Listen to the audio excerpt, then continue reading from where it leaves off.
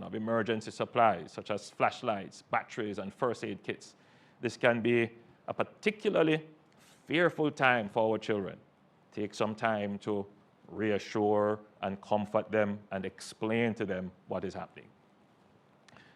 Third, stock up on essential items. By now, you should have your emergency supply kit with enough food, water, medication, and necessities to last for at least 3 days.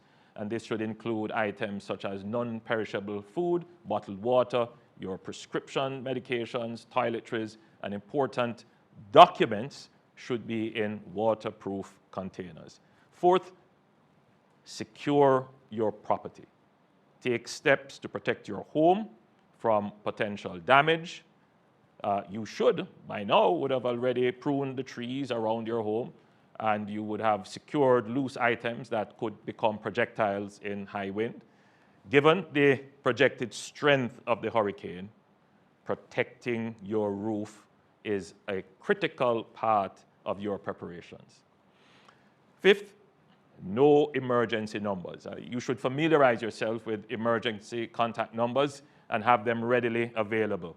The following numbers are crucial during this time: police, fire, and ambulance, that is, of course, 119, weather updates, 116, ODPEM, 876-906-9674, the Jamaica Red Cross, 876-984-7860, and, of course, the JPS, 1-888-225-5577. That is 1-888, call JPS. Now, during the passage of the hurricane, there may be loss of electricity and water. The emergency services will seek to restore power and water as quickly as possible. However, citizens should not seek to remove down poles or power lines or disturb water mains.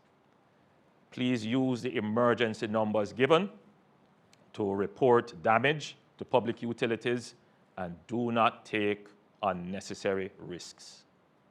Additionally, the JCF and the JDF will be fully mobilized to maintain public order and assist with disaster relief as soon as the hurricane has passed.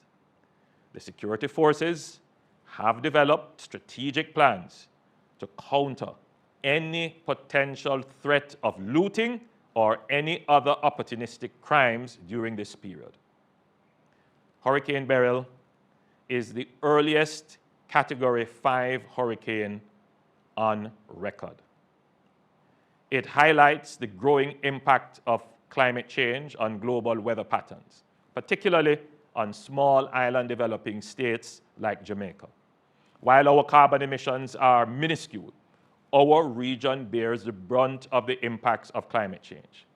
The hurricane further highlights the urgent need for global climate action and targeted support to enhance resilience against the escalating dangers of climate change. Your government understands that we live in a time of overlapping crises and unpredictable external shocks not of our making. This means that as a government, as a people, we must be resilient. We must build the capacity to absorb shocks and recover quickly. We have been through disasters in recent years, including a pandemic, and we have recovered quickly. We have been mainstreaming climate resilience in all our plans and programs, including the design and construction of our new infrastructure, our fiscal arrangements, and in our national security planning.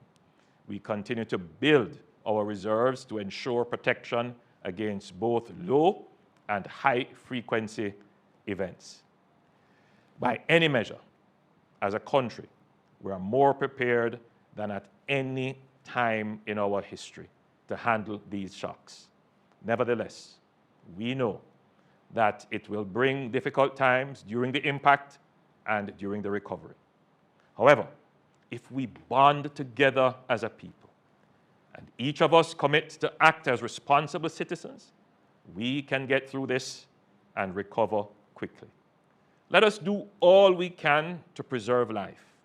listen to the warnings, act wisely, put away violent response to conflicts that may occur in crises. Let's commit to being our brother's keeper. Look out for our neighbor, the elderly and infirm. Now is the time that we need community. It is the spirit of community that will pull us through.